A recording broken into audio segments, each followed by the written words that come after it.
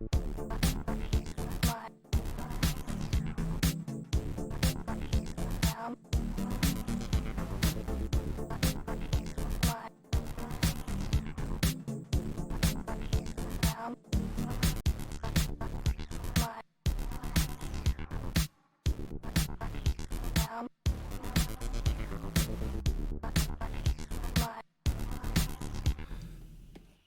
that's the wrong one. There we go. Hey.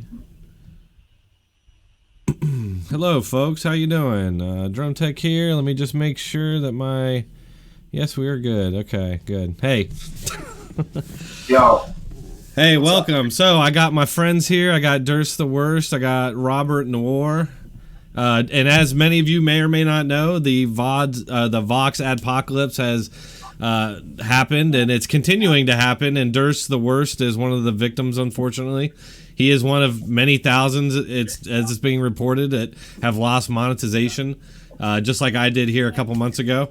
And to people who are monetized and who make content and make money on it for months and months and months, years, that becomes a part of their income, and not having that. And you know what? I don't even know. There we go. I'm back. Sorry. And not having that income is a problem, and I don't know how much Durst was making or not, but I assume it is a problem, because it's not that money is a motivation for me, at least, to make videos, but it definitely helps, especially when you're spending hours and hours and hours to make content. You need some sort of compensation for that, especially when YouTube is making lots of money on that video. Sure. Especially if you're getting thousands and thousands of views. But yeah, Durst, what are your feelings on it, bud? Yeah, I mean, even before the huge Adpocalypse 3.0, I was pretty much across the board yellow demonetized, which is still a bummer, but you still get some degree of the YouTube premium revenue. But now I'm just completely nuked. I don't get any revenue at all, and it's kind of a bummer. Like I would before the first Adpocalypse, I was able to fund a few trips here and there, and through the YouTube revenue alone. But now, even before this one, it was sort of rough, but. Right, and you do. Yeah, you go out, so you need that money. Well, the motivation was there, because for a while I was able to fund a trip or two just from the ad revenue, but that was taken away a year or two ago. Now it's just supplementing a half cost of a hotel room isn't even an option. So. Yeah. I'm gonna have to figure out some sort of. Subscribestar. I set up a Subscribestar. Just look up Durst the Worst. I'll just chill. I don't really give a fuck, dude.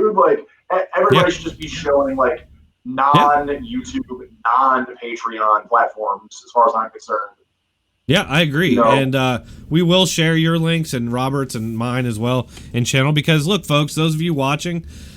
Without monetization, we're just doing this for free, and believe me, it's a lot of work, especially what Durst does. What I would like to do, he inspires me to want to go out and interview people on the street and do that kind of thing. That's what he does every video. He's out there. He's on the beat doing it. He should get compensated for that. Dude, one of the things that people are getting axed for is this really vaguely worded hateful content, content that directs hate toward either a race or a gender or a nationality, which I really don't think that in my opinion, I don't do that, but that's just it. It's all up to this vaguely, nebulously defined, subjective opinion on what is hateful and what is hate speech. And they don't define it. They don't define it concretely. They don't show you which videos you violated terms of service in. They just say that, generally speaking, your channel in and of itself is violating it. It would help if they would show the video and give a timestamp or something. But they don't do anything like that. I would be more than happy to go through and change. Not more than happy, but I would begrudgingly go through and change whatever they're talking about. But that option's not really there. Right. So, and if you email them. And real quick, and Robert, I'm going to you next, but yeah, if you email them and ask them for information, what's going on, what video is to blame, or anything like that, you're going to get no response at all. You're going to get a bot response, a canned response that they send out to millions of people. But Robert, you're not quite there yet, but you're about halfway to being able to monetize. What do you think? Yeah. Are you worried that you're going to be able to or not? My guess is that I will probably able to initially monetize. I think the problem is once you get to a point where you're kind of public and someone becomes aware that's one of these people that's censorious and then they report you. You're pretty good until then, but the problem is we're starting to see with the Crowder, Carlos Maza, the Vox Adpocalypse here that YouTube's going to listen to these left-wing voices, these particularly mainstream media voices. So once you get on that radar, that's when you'll get demonetized. So I feel like that, and I feel like that's probably what happened to you as well, Dronetek. I feel like even when I first hit 1,000 subscribers, if I monetize, I probably won't be there yet where I'm on their radar. But one of the things I was going to go off what Durst was saying was when you're talking about the vagueness, that's clearly intentional. They want it to be as vague and as able to capture as many people as possible. I remember one time, that's right. I remember one time I got arrested for disorderly conduct. I was at a concert, a little inebriated, and I got arrested. And the cop was really cool when I got to the station. And he basically told me I should fight it. I was like, yeah, I didn't commit disorderly conduct. He's like, sure you did. Look at how we word the law. The law is written so almost everyone's breaking that law every day. And so it's a catch-all. Anytime they don't like what you have to say, they just slap that on. That's exactly what you do. You talk about things like discriminating versus, race and ethnicity. Here's my favorite one of the list they put out. Immigration status. So in other words, if you have a problem with illegal immigration, you are violating YouTube's terms and service because you're not allowed to comment on not liking illegal immigrants being in the country. That's how ridiculous. It's so ideologically biased to one direction. And it's, and like you're saying, you're right. It's vague and nebulous by design because they need to keep it that way so they can selfishly level these accusations at anyone that they want at their own selfish convenience. Right. It's a rationalization. Horrible. It's a justification to silence anybody that they want to. And that's why it's so exactly like you guys said. It's so when you ask, and it's funny because they don't even give you an answer anyway. But even if they did, it's so vague that you fall under it no matter what you do. If you oppose the left, if you oppose the media or Democrats, you fall under it because they've redefined racism and hate and all these words to just be a weapon against us, basically, against their political adversaries. And even though it's a different social media platform, I really recommend anyone who's interested in this, watch Joe Rogan's episode where he has Jack Dorsey and Tim Pool on at the same time. Tim Pool, by the way, someone not a big Trump supporter, left-wing person, fantastic though. He's all for free speech and he's been very good on this. And one of the things you realize is you see that each and every time they censor someone, they're able to say, well, we could argue why this person violated our terms of service. That's because it's intentionally vague. The problem is, just like all the other stuff we talk about, like politically, it's not that you're enforcing a set of rules. That's fine. We can all deal with that, like Durst was saying. The problem is you selectively enforce the rules. And so that's why we can see Carlos Maza go out and suggest actually committing assault against conservative speakers to the point where they don't feel safe congregating in public. But he's the victim when someone makes a joke at him. Or blue check marks can threaten kids, and it's cool. It's no big deal, but yeah, they can do anything. Right. Yeah, dude. It's not assault to whip a drink or a rock or a bottle at somebody. Triggered snowflake conservative. I mean, again, we were talking earlier off the call. We were talking about the gaslighting tactics that play here. It's just constant mindfuck, just tactics. Like they're trying to get us to feel like we are the crazy ones for calling them out for what we're doing. Yeah, and in fact, we're crazy for thinking that whipping a milkshake at someone is violence. The real violence is Crowder making a lispy queer joke. Like that's the real violence. Right. Because if it was done, and what's kind of amazing to me is that almost none of these tactics are ever turned around on them. Why is that? That's one thing I don't understand. And two, if we did, then they would react completely differently. The media would react completely differently. They'd make it seem so much more sinister and nefarious, and they most definitely would. And I feel like if we did reciprocate, oh man, they would unleash on us, and that's all they would need. Well, that's the point, right? Like, I'm convinced that the Carlos Mazas of the world and these other people, and you can see this all throughout the progressive left, the establishment, the people with power at least, is they know what they're doing. This is pre-planned, and they enjoy victimhood status. That has to do with this cultural Marxism that they advocate. And so what's the best way to look like a victim? Like, let's take Don Lemon. I don't know if you saw this article, but Don Lemon might quit because he's been getting harassment. I've watched videos where Don Lemon has guests on saying everyone who supports Trump is a bigot, a racist, and retarded, one-toothed redneck. Now, Don Lemon puts that on and laughs about it, right? But then he's the victim when one of those people are like, hey, shut up. Oh, now all of a sudden they're being... And that's exactly what happens. They want a reaction. They want you to react with vitriol or with anger, and then they could say, see, you're the problem. So Carlos Maza could say, you should be censored. You should have to shut up. You're a bigot. You're a racist. I hate white people. We should throw milkshakes at you. And when you say, hey, shut your mouth, loser, now all of a sudden you're a harasser. And that's exactly what their game is. That's why demonstrating absurdity by being absurd just doesn't work with them. It doesn't, unfortunately. Like, because it doesn't even, like, enter their heads for some reason. And I think, I mean, like, that's why you got to demonstrate the absurdity with their absurdity in the eyes of people that are in the middle mass. You know what I mean? People that are either center left, center right, or moderate, or whatever you want to call it. People who are uninitiated. You got to demonstrate to them how absurd it is by just objectively documenting it. And that's why, again, like people like me, people like Tim Pool. I'm surprised Tim Pool hasn't. Well, or people. I guess a lot of these other guys that were on the ground, live streamers aren't really as active anymore. But people like them, if they still are, like they have no hope of being monetized, because what they do is just that. What they do is threatening to the corporate media, like and... Yeah, I mean, it demonstrates how absurd the Don Lennons and the Mazas are. And they're just not having it. It's ridiculous. No, and some, just to demonstrate that, I did want to show, I linked the New York Times article for everybody earlier, but I did want to put it up here and just sort of show it. I mean, look at this collage that's behind the article and how they begin the article so dramatically. Like, Caleb Kane was a college dropout looking for direction. He turned to YouTube. Soon he was pulled into far-right universe, watching thousands of videos filled with conspiracy theories, misogyny, and racism. Like, it's so... I was brainwashed. So, and there is no right wing. It's like just far right. Well, they conflate right wing and far right quite a bit. In fact, I searched the article, and I'll do it right now. You look for far right... if I can do it here. Yeah, far right. Far right, 22 times. Let's try far left. Oh, 0 times. Why am I not surprised? But this article, I just want to read just a little bit at the beginning of this article. I bought it the day after I got it. After I got death threats, he said. The threats, Mr. Kane explained, came from right-wing trolls in response to a video he had posted on YouTube a few days earlier.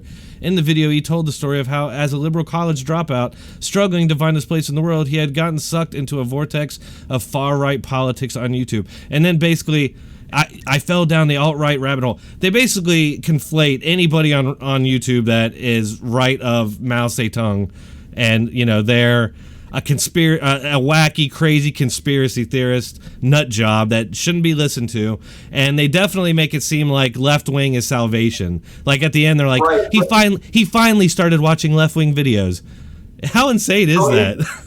So what exactly do they go into depth about what the conspiracy theories are? Is it a conspiracy theory to point out that a lot of college campuses have gender, like the gender gap, anti-white guy bent? Is that stuff like that, and even the gender gap they include in that. So it's like, the gender gap, the wage gender gap, at the very least, is debatable, but they act like it's settled science or something. Well, it's settled science in that they are wrong about it. Like, it's pretty settled, yeah. But and that's the trick, though, right? Like.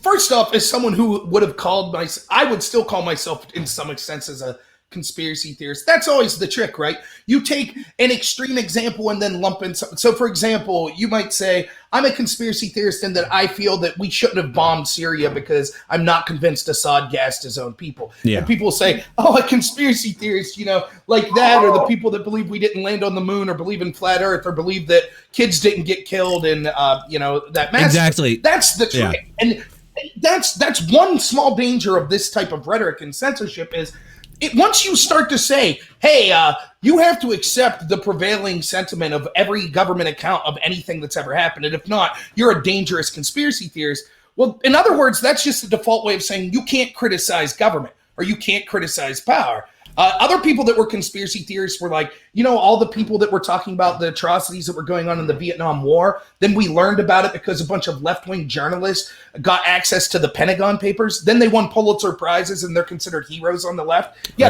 those people were conspiracy theorists. That's why they got that information. They were challenging the government. But now if me and you do that, we're alt-right white supremacists, they say.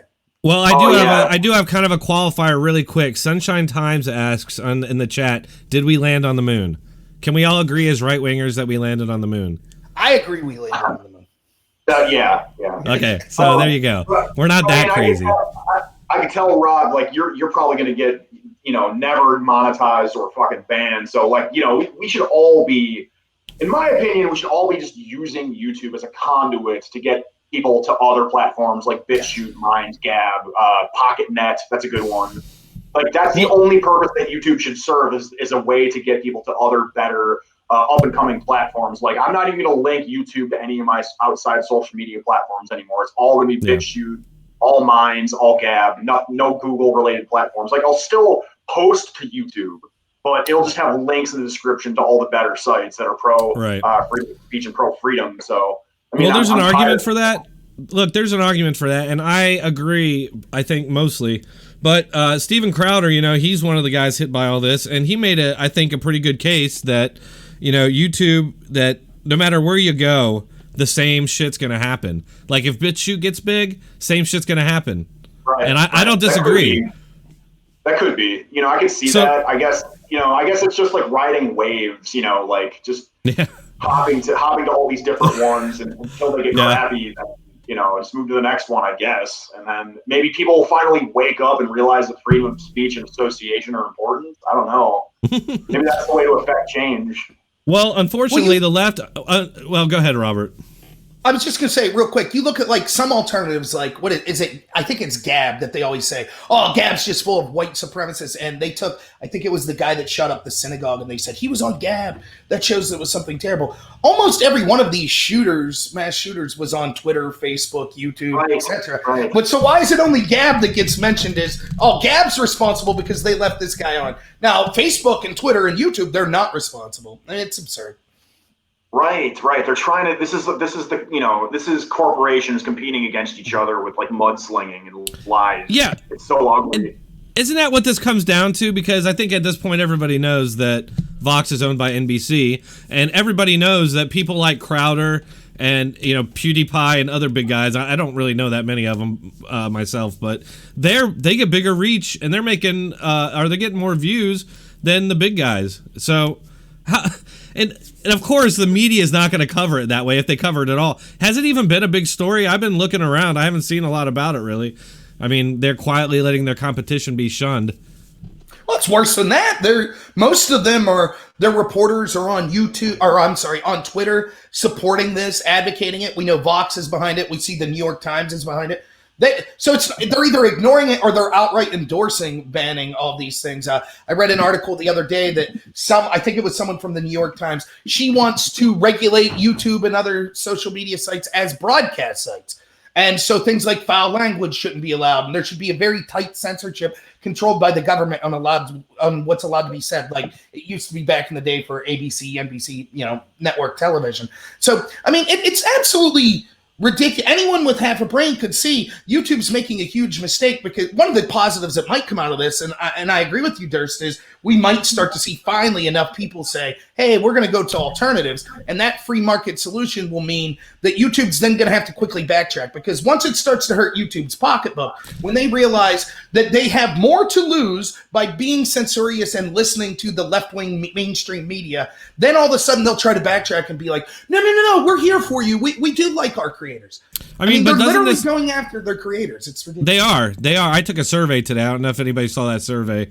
Take it. I took it and let them know, but not that it'll do any good. But I mean, ultimately, doesn't this come down to the advertisers? I mean, if the advertisers are going to let themselves be manipulated by fake mobs on Twitter and shit, like what?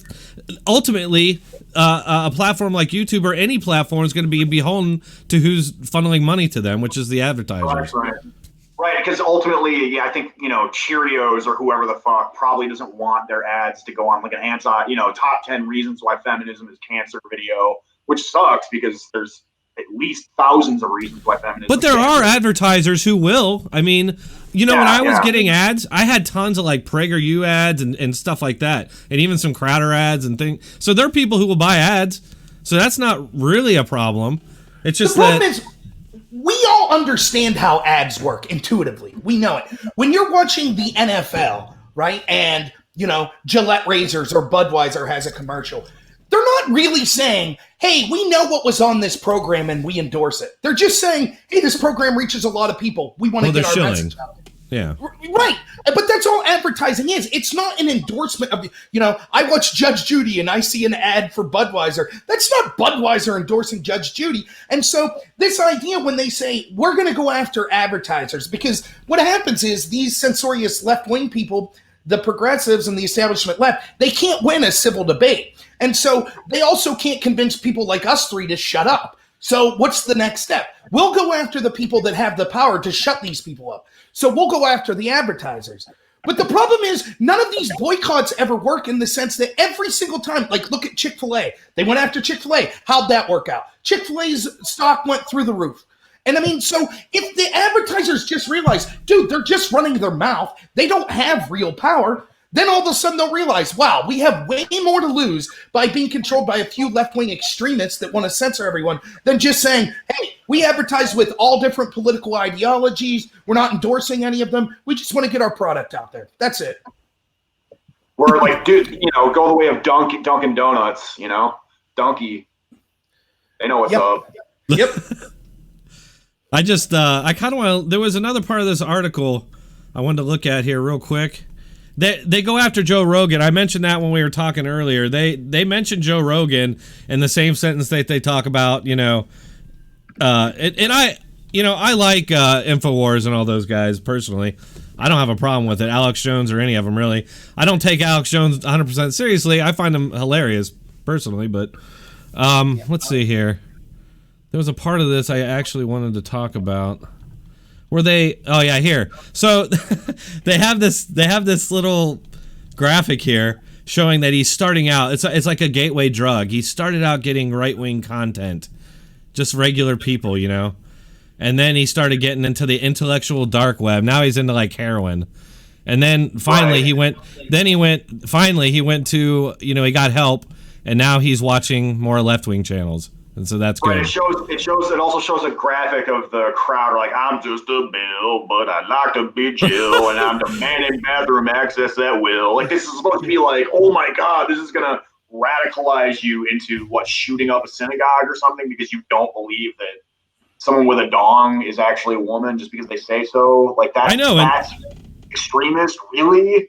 Yeah, they include things that we would just think are common sense and don't hurt anybody, and we don't hate anybody, but they include all that as if it's conspiratorial nut jobbery.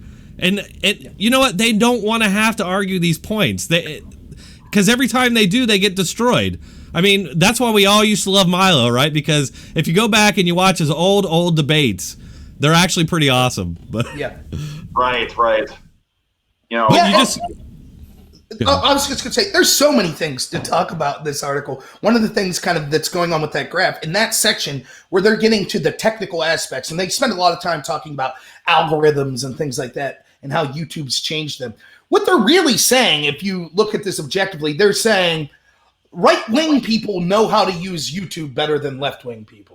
That's it. That's what they're saying. They're making it sound nefarious, like, the Dave Rubins, who, by the way, it's not right-wing, but the Dave Rubins and the Joe Rogans and the Stephen Molinos, they're like sitting in a smoke-filled room saying, yes, we figured out how to scam the system. No, when they talk about the type of things that was being put forth by YouTube, it's in-depth conversations, things that are funny, things that are getting a lot of watch time. So in other words, they're implying that type of stuff's bad. So instead of a serious in-depth conversation, they just want little bitty sound bites, that's not an in-depth debate or discussion. That's the type of stuff they're saying. They're making it seem like because people that are right-wing engaged in that type of stuff, it's necessarily bad. Just like the meme stuff. The left can't meme, so memes must be bad. No, It's just you suck. That's what it is, And you know what? I don't endorse hate movements or any of that shit. I'm not a part of that. and we need to distance ourselves from that, which I think we've done. I don't think we ever can, because no matter how far we distance ourselves, they're always gonna, glom us all together. But another thing I found interesting, real quick, Durst, and you can go, is that they made it look like anybody who questions feminism's a nut job too. But if you look at the polls, like, a very low percentage of women, I can't remember what it is at the moment, it's a low, actually identify themselves as feminists. But they're not going to mention that. I would say that's like, that's hopeful, but I think that it's also a little bit misleading, because I mean, how many women that if you ask them, like, actually know anything about it? Well, like, I mean, like, not just that, but how many women, if you ask them which gender they think has it worse off, or in society, that most people would probably say women. Like most women would probably say, like, respond with a lot of feminist-esque talking points, like, but just claim that they're not feminists. You know what I mean? Yeah. Sort of like saying, like, I'm not a vegan, but I just don't eat meat or dairy, but I don't consider myself a vegan. You know what I mean? But if you dug into it, they probably buy into a lot of that stuff. Yeah, I think you're probably exactly. So I think a lot of this stuff is deeply embedded into many. I mean, and not just the schools, but your people's Facebook feeds, advertising, movies, video games. Even now. Oh yeah, I had a good friend. A lot of it has to do with. Go ahead, please. I was just going to say, a lot of it has to do, again, with how you define terms. And so, how do you define feminism? I think the truth is this. I think the majority of people, if you ask them, would say, yeah, I think men and women should be treated equally by the law as much as possible. But if you ask it in a way that says something like, do you think that women should always win custody battles? Well, no, I don't think that. Oh, then you're not a feminist. It's the same way with you see how they do this with polling. I saw one famous example. They'll say, do you think that poor people crossing the border that don't have citizen status right now should be afforded healthcare and education opportunities? Most people are like, yeah. Then if you say, do you think that your hard-earned tax dollars as a citizen should be going to lawbreakers that refuse to go through legal ports of entry? Well, no, I don't think that. And it's the same question. It's just how you word it. So, yeah, a lot of these polls on how many people are feminists or not, it's hard to know, and things like that. It's hard to know exactly what the truth is. But I do truly believe that most of the radical crap that you see coming from self-proclaimed feminists, I think that's not popular. I think the average person is like, hey, I want equal rights for women, but I'm not down with this all men are evil shit. Yeah, that's why all the people you see that really buy into this shit are like goblins. They're people that live in their basements. They're strange people. Right. I would say, though, like, I would say that people asserting that women are not equal in America, I would consider that to be factually wrong and radical in and of itself. You know what I mean? Because there's so many ways that women are advantaged by the law. So this narrative that gets put out there that they're not, and that we still need to strive for that, I personally, in my opinion, I would consider that radical, and I would also consider that most people in society believe in some version of that or another, even if they don't call themselves feminists. So it is sort of, I guess, misleading in a lot of ways. But that was an old school Milo contention. Like, he was the one who spread the idea that only 1 in 5, in America, women believe in feminism. And I think in the UK, the stat was like less than 1 in 10, right? But there's no way, like, especially a place like Britain, it's like, it's probably like 90% when you get down to all issue by issue would probably be, you could convince them that they were feminists just based on what they believe in, issue for issue. Yeah. So Robert, are you on BitChute? I think the only one I'm on other than YouTube is Minds right now, but I literally just started the account like last week and haven't put anything on it. Okay. But I would like to get on all those. And in fact, that's something like Durst, I know you were talking about. We should see if any of the moderators or anyone could put like a list for everyone to see on the chat of some of these actual sites so they could. I would like to know more of them myself so I could check. Yeah, I mean, we should spread out to these sites. And those of you who are on Twitter, a lot of you guys have been tweeting out to YouTube, to remonetize my channel. They're probably not going to listen. I do appreciate it. You should do the same thing for Durst, because he deserves it more than I do even. I mean, he really does a lot of hard work. So you should go out there, tweet YouTube, let them know, they're probably not going to do anything, but just let them know you're out there. Dude, I mean, seeing even like a tiny pittance of a little tiny payment on your site, I mean, that is, in my opinion, a motivation to go out and do this. Like, even if it is just like a side income, even if it just pays for like your coffee or whatever, it still is a motivator to do something with it. And absolutely. then ultimately they just want to discourage dissenting voices, and it's such a bummer. Like, because it used to not be that way. Yeah, it's too bad. And I think, I don't know about you, but I always knew this is where we would end up. I just knew it. I knew that it was too good to be true. Like, they would not let it continue, especially when these big guys started getting more reach than the big NBC TV shows and anchors, They cannot let that continue, and they won't. Yeah, and we're talking about money, right? Like, with people being able to monetize and money. It's just like there's a callousness that people that want to shut you up will be like, oh, it's all about money. No, that's not it at all. It's the same idea that comes with filing lawsuit. Like, if you're hurt in an accident and you hire an attorney and file a lawsuit, it's not just, oh, I'm greedy and I want money. It's what that money allows you to do. The more money that any of us would be able to get through doing what we like and spreading this information because people like the information, that means we could do it more. As of right now, like, I don't have any monetization from this. So I have a job where I work 60 hours a week. I would like to be able to do more of this material. The money is the freedom to spread information and your message. And anyone who's callous about that, you have to understand that almost all of them also have a profit motivation. The difference is we're not doing it to get wealthy so we can sit in some island drinking pina coladas. We're saying, hey, it would be nice to be monetized so I could spend more time doing what I'm passionate about and making more material. Yes, because it gives us the freedom to do that. I mean, I'm in a situation now where I have to be home because of our family situation now. But, we definitely need that money. And because we have cars and stuff that we got to pay for that I got back when I was making that money. And so that's why. And I'm going to keep doing this. I have continued doing this. And anybody can see my Patreon. I'm not making a lot off that. So, that's not the motivation. So they're just trying to demonize us with that shit. And people are jealous as fuck. Anybody that gets a following, they're going to hate you. You're going to have haters out there. So I wanted to ask about this New York Times article. Is there a point, like a specific chunk that we could point to where they elaborate in detail how this kid got, quote unquote, radicalized, and in what way he was radicalized? Well, if I could start with this, the hilarious part is, and we were talking about this before we came on, they can't even do a good job with their propaganda, because let's just look at this and take out all of the right wing and all that. It starts off, the first sentence is, he got a gun and he put it on the table. So you read that and you think, oh man, this guy did something really crappy, right? Like, and then they're going to say, oh, he started watching Joe Rogan and then he went to Steven Crowder and all of a sudden he's a white supremacist with a gun. No, none of that happened. The worst that the article says he does is he got in an argument with some old friends because he started to call, he said specifically, this guy, I never bought into any of the white nationalist stuff. I would have considered myself a technical conservative. And they're demonizing that, the fact that he considered himself conservative and he argued with old friends that were liberal. That's the horrible tragedy of this. The irony is, it's solved when he became left-wing again. Finally, now everything's better.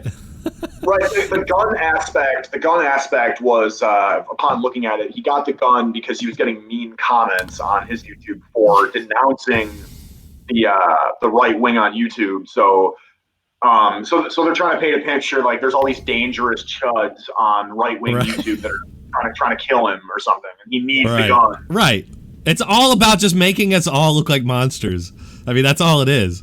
And that's all they've been doing. And if you look through that, it's like shaming YouTube for their algorithm, as if YouTube is trying to help right-wingers get big. And so what's going to be the outcome? Obviously, and this is why I said in the headline that, this is just the beginning, because what they're going to do is just make it so nobody ever sees any of our videos. They'll just be those of us who are still around after a year or more of not getting paid to do this anymore. Your videos aren't going to be getting seen anymore either. We're just going to fade away, basically. I hope not, but I think that is definitely a possibility. I think though that this is a huge mistake on the part of the New York Times and the censorious left. And the reason is you have to, in order for this type of thing to work, like look at any time when a government, an authoritarian fascist government starts to throw people in jail or things like that. You have to start with small marginalized group. So the Nazis could have they threw large swaths of people in jail, right? Or in concentration camps. I need a good one. I need a Godwin's Law alert right now, but go ahead. Oh, yeah, right. But they could have done that in day one. They needed to start with incremental groups. So, I think they started with like homosexuals and then went on to people with disabilities, etc. And you start incrementally. The problem is these censors haven't done enough of the groundwork. And so, they got rid of Alex Jones. And now when you read this New York Times article, the first thing is they have this collage, right? The first words is he got a gun. Alt-right. Well, it's just these trigger words meant to like flare up in people's brains. Right wing, alt-right, racism, white supremacy, gun. And then all these pictures of the people. Stefan Molyneux, Dave Rubin, Joe Rogan, Philip DeFranco, Milton Friedman. Whoops, Ben none Shapiro. of those last four have anything Ben to do with Shapiro is on there. Ben Shapiro, that's exactly right, who was one of the, and he claims in 2000, which I have no reason to disbelieve him, 2015, he was the leading target of harassment from the alt-right because he's Jewish. And so they just trigger this. They put all that in there to make you think like, all of these people are dangerous. We need to stop all of this. And the problem is you start to see people like Philip DeFranco, who is not right-wing whatsoever. He's on Twitter right now saying like, whoa, what the hell is this? Why are you putting my picture next to David Duke and talking about how people get radicalized and buy guns and become white supremacists? And the author of the story from the New York Times responded, oh, my bad. They just put a montage together, a collage of all the people that he had watched. Right. But your entire article is everyone that he watched led to this radicalization. So he is saying, and maybe he's just implying it, but he's saying, yes, part of this radicalization was Philip DeFranco. Or was Dave Rubin or was Joe Rogan. And the problem they're going to have is they're biting off more than they could chew because these people would traditionally be more left-wing type people. People like the intellectual dark web, people like Eric Weinstein, Brett Weinstein, all these people. And they're on Twitter right now being like, what the hell is going on? We need to fight back against this censorship. So my hope is the positive outcome will be they bit off more than they could chew, and now that it's going to backfire tremendously. I hope that happens. You're talking about psychotic fucking radicals. I just remembered today I was messed with by a fucking fat queefy fucking hipster on the street today, actually, and it was in connection to my YouTube page. I just remembered this. I was just walking to the grocery store, and this like hubby soy boy looking dude asked me if I was Durst. And I said yeah. And he basically just said, yeah, we're gonna do some late-term abortions. You want one? And he's just like this snooty little bastard, like talking shit to me as I'm going to the grocery store. And this is all for my YouTube presence. He's trying to, and so to me that shit is radical. Like even, and he's probably not even like half joking. He probably thinks that it's like every woman's right to get a late-term abortion. Like if you really delve into it, this dude. He probably believes killing the baby is okay, like after it's born. Yeah.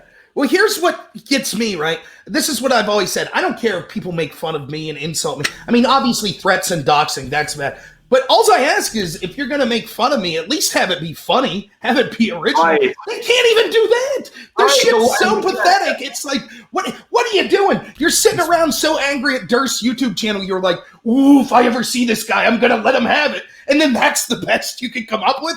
Please, Yeah, I mean, it's insane. Like I do live in a really lefty town, and I do occasionally, sometimes people are fans, and other times, they're crap talkers. But the crap talkers can never. I mean, the left can't meme is a dead meme at this point. It's been said so many freaking times, but it's so true. Yeah, like it's just. Late-term abortions. Do you want one? It's like this guy was like some. Like the sides of his head were all shaved. And he had that stupid, like little hipster coif, like, and he was like some chubby, like, and he had like a pack of like, craft microbrew, and he was sitting there with his like gender ambiguous, either GF or whatever the fuck she was. It was insane. You should contact him, man. I wish I had my camera rolling. I wish I could have. I was kicking myself. Yeah, seriously. You had yourself. But that's just it. Like that's what I mean, I hate to sound like a martyr or anything, but that's what I'm putting myself in the way of is getting fucked with just for a pittance of ad revenue, and then they take that shit away it's such a it's such a bummer, dude. Yeah. Dude, the night that I lost my monetization, I started getting threats on Facebook and in the YouTube chat from people who call themselves Antifa members who start threatening me and my family. And so, yeah, I understand. And the threats are never cool. Like physical threats and doxing, that's different. The joking and stuff. So both of you have been, as myself as well, but probably both of you more than me, have had jokes and insults hurled at you. Just a quick question: have either of you contacted YouTube to censor anyone? Is that on your agendas? Oh, hell no. Fuck it. I don't give a shit. Exactly. Absolutely not. What I would rather do is just attempt to document it and make them look stupid. But that's just it. Like in order to catch like the handful of times I've been messed with, like the Brood Cafe instance comes to mind. If anybody's watched my channel, this was like 2 or so years ago. The cafe in my neighborhood, like one of the employees was standing outside and yelled some bullshit at me from across the street, and I recorded the altercation and got the cafe kind of in hot water on Yelp and on Google ratings and stuff, and it was a big hullabaloo. But I mean, I just don't want to have to like leave my house, like keep a body cam rolling every time I leave my house. Like, what kind of way is that to live for no ad revenue whatsoever? Right. But I mean, right. I still want to do this. I still want to document protests and social events and debates and stuff like that. You'll still do it. It's important, and I'm passionate about it, and I learn a lot from it, and it's good. And we like it. You got a fan base. These guys are they're emotionally abusive people, and they accuse us of being that, which is just the ultimate form of Saul Alinsky style gaslighting tactics. It's just utterly despicable to me. Here's real quick. Ahead, here's please. The threats I got, just so y'all know I wasn't BSing. Oh, that's not who we want to watch.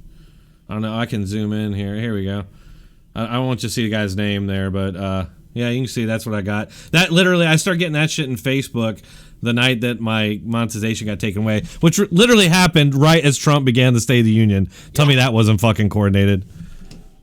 I remember that. Yeah. Yeah. And one of the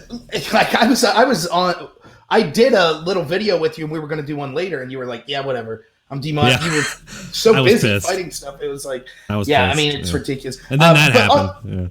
On this note, like talking about kind of like their double standards and like how extreme they are, keep in mind, one of the things we haven't talked about, right? The New York Times, the kind of the hook of the story is this. He was radical. Because it's focused on, for those of you who haven't read the story, it's focused on one person who was radicalized by the alt-right and did horrible things like admitting he never became a racist and having an argument with his friends. But then it all turned around when he started following liberals on YouTube.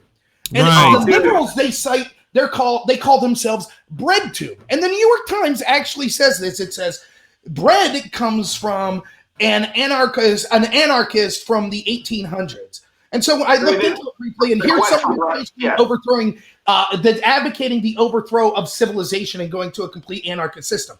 So New York Times wants you to believe that this guy watching Joe Rogan was radical, but now he's unradicalized by listening to violent anarchists that want to overthrow the government. Right. One of them, I think, was. Does that make it all? Yeah, they call it that because there's I believe an anarchist book called The Quest for Bread. Yeah. I think that's what it's called.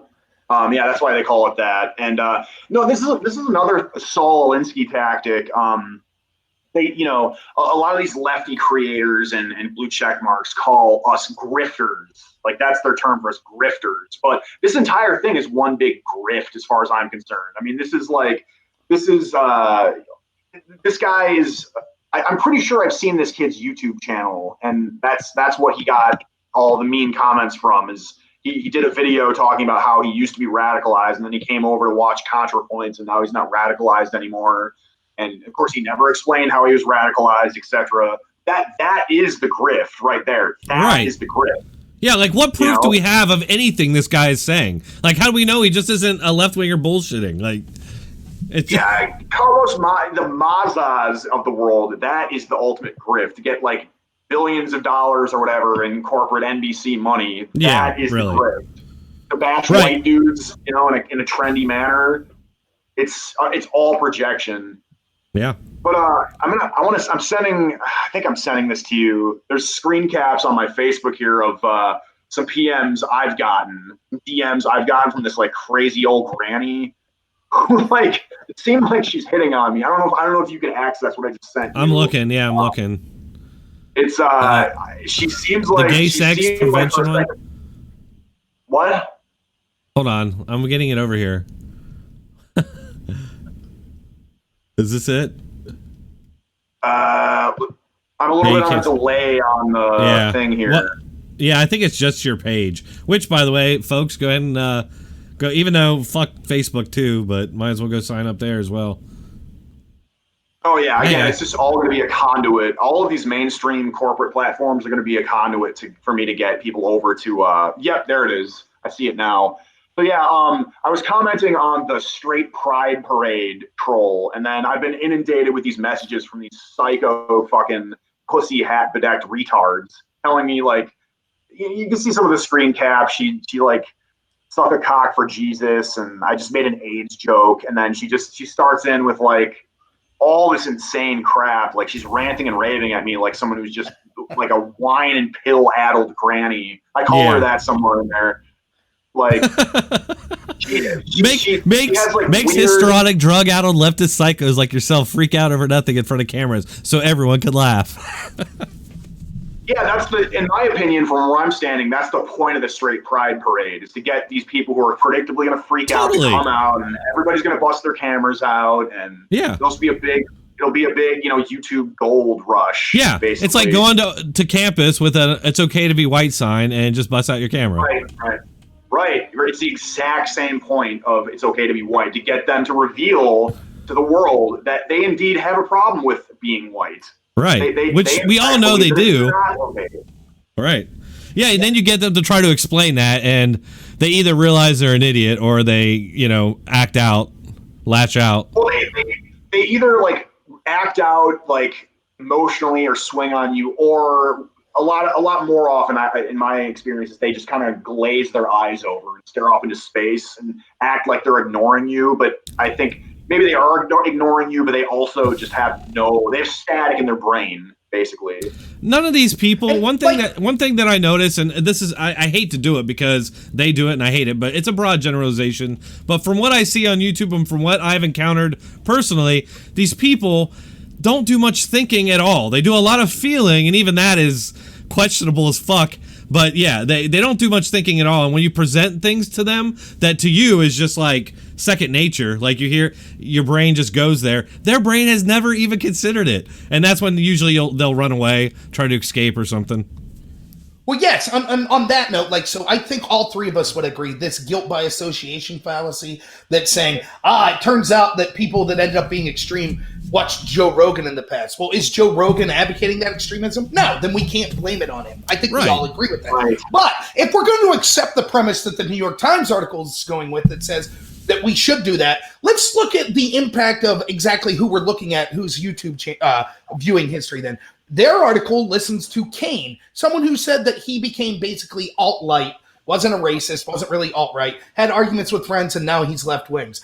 Why don't they look into, the YouTube history of that woman that just stabbed herself 10 times because she hates Trump? Or the guy that lit himself on fire in front of the White House? Yep. Let's see what they were watching. Do you think it was Steven Crowder? Or do you think it was the Young Turks and BreadTube and all these left-wing people? Now, they would say, and they would be right to say, well, wait, you can't blame the Young Turks for some psycho lighting himself on fire. That's true, you can't. But that's exactly what they're doing here when it comes to the right. That's how stupid it is. Right. And that's, exactly. That, and look, it's people like us that are out there letting people know when the media does those sorts of things. And so that's part, again, to circle back on it, that's why we're here today talking. That's why this topic has been the topic the last half of the week here. And I want to go ahead and try to wrap this up, guys, because we've been going for about an hour. I want to get everybody over to Durst BitChute, to all of his other channels, which we've been linking in the chat. So just scroll through there. You should be able to find them. And mine as well, my BitChute. And just start moving into Robert's when he gets it going. I believe you said you're on Minds, right, Robert? I think so, yes. So get on mine. Just start getting on these other channels, because who knows how long we're going to be around. I would say the days are numbered, honestly. And right. So it's time to start migrating off of YouTube. It's become a gulag. It's become, a tyranny basically. So we got to get out. Did they, we got to emigrate. Did they say exactly when they're going to start, like, flat out? Like, the rumor is that they're going to ban thousands of channels, not just, flat out demonetize them, but just ban them. Right. Like, I think they only banned like 3, like Farg and then whoever else. But I sincerely hope that I'm not on the chopping block for that one before I have a chance to, because I'm approaching the big 100 on BitChute, which is a milestone. I may have actually hit it. You may have actually bid my hundreds tonight. I think you were. So yeah.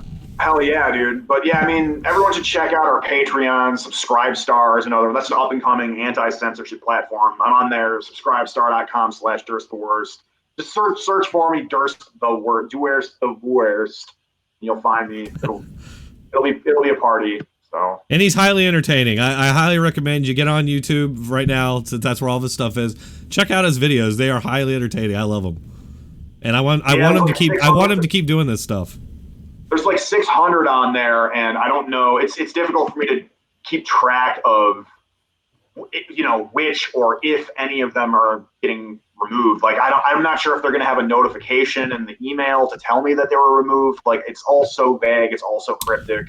Right. And so, I do want to say, and I do want to say here real quick. Yeah, I actually downloaded my entire thing before I deleted 1,200 videos, but that on the questionnaire, it really focused on that a lot on just like communication and knowing what's going on and that sort of thing. So I thought that was interesting, but I don't think anything's going to change in our favor. But anyway, thanks everybody for coming. Thanks Robert and Durst. You guys are A+ content as far as I'm concerned, and you should be supported and encouraged, which is why I do that. And you guys come on here and help me, because if it was just me on here talking, how interesting is that? And like I said, I really appreciate you guys. And once more, not to sound like a broken record, but it's so good that we're all working together. We all need to work together more. Those of us who are like-minded, because there's security in numbers and there's force in numbers. Even though we're all smaller channels right now, in a year that could be different. But hopefully it's on a different platform at this point. So thanks everybody for coming, and we will do this again next Saturday at 7 p.m. Eastern. Thank you. See ya. Word. Take it easy, y'all.